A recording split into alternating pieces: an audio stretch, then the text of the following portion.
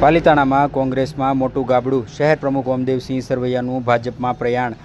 પાલિતાણાના રાજકીય માહોલમાં ચૂંટણી પૂર્વે મોટા પાયે ઉથલપાથલ જોવા મળી છે. પાલિતાણાના શહેર કોંગ્રેસ પ્રમુખ ઓમદેવસિંહ સરવૈયા અને અગ્રણી નેતા કિરીટ સાગરિયાએ કોંગ્રેસ સાથે છેડો ફાડી ભાજપનો કેસરીયો ધારણ કર્યો છે. આ ઘટનાને કોંગ્રેસ માટે પાલિતાણામાં એક મોટો ફટકો માનવામાં આવી રહ્યો છે, જેમાં ટિકિટ ફાળવણીના નારાજગીથી રાજીનામું આપ્યું હોવાનું સૂત્રોના જણાવ્યા અનુસાર જાણવા મળી રહ્યું છે.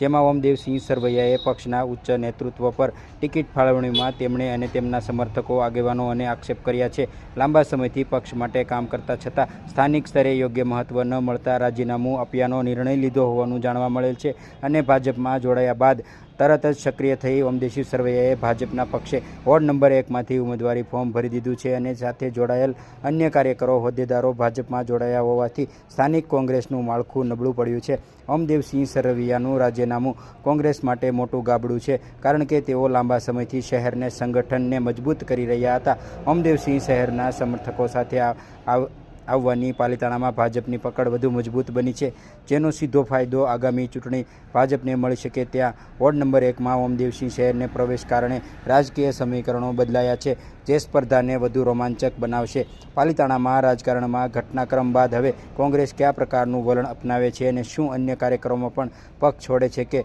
તે જોવાનું મહત્વનું રહેશે.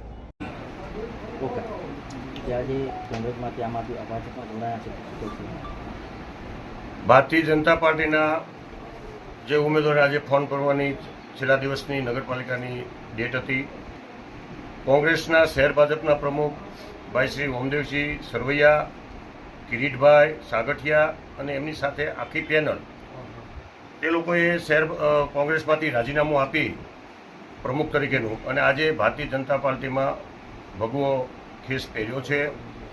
વિકાસની સાથે જોડાવા તેમના વિચારો એમને રજૂ કર્યા અને ભારતીય જનતા પાર્ટીના અમારા મોવડી મંડળે એ સ્વીકૃતિ આપી. એટલે આજે ભારતીય જનતા પાર્ટીમાં પ્રવેશ કર્યો છે અને વોર્ડ નંબર 1માં તેઓ ચારેય આજે ઉમેદવારી ફોર્મ પણ ભરેલું છે.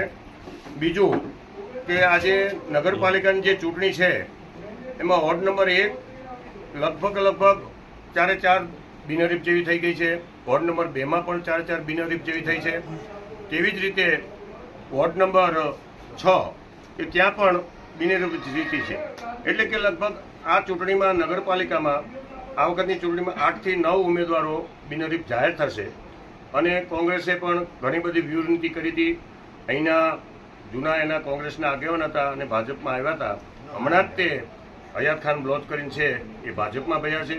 એમની વ્યૂહનીતિ ખૂબ કામ આવી ગઈ છે અને ભારતીય જનતા પાર્ટીનો ભગવો લહેરાશે અને લગભગ 30 સીટ લગભગ ભારતીય જનતા પાર્ટીની આવશે. તમારું નામ? ખાસ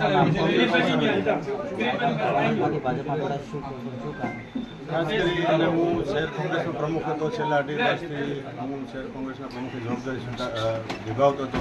પણ મેં એ દરમિયાન જોયું, ઘણી મહેનત કરી, પણ કોંગ્રેસનો જે આંતરિક જૂથવાદ કે જે ક્યાંક ને ક્યાંક વિકાસ અને એટલો બધો આવતો હતો, આપણને કામ ન કરવાની નીતિ અને ખોટા રીતે જ્યાં ભ્રષ્ટાચારની એવી ખોટી નીતિ, જ્યાં અમે હકીકત અમે સત્તામાં પણ નથી, અમારી પાસે કંઈ છતાં એવા કોંગ્રેસમાં અમારી પર આક્ષેપો મૂકવામાં આવતા હતા કે જેને લઈ અને એટલું બધું મન દુઃખી થતું હતું કે ભાઈ આ પાર્ટી છે કે શું છે, એને લઈ અને અમે છેલ્લે ના છૂટકે હું, મારા વિરોધ પક્ષના નેતા, મારી સાથે દિનેશભાઈ, મારું, અમે સૌ ભાજપમાં જોડાયા.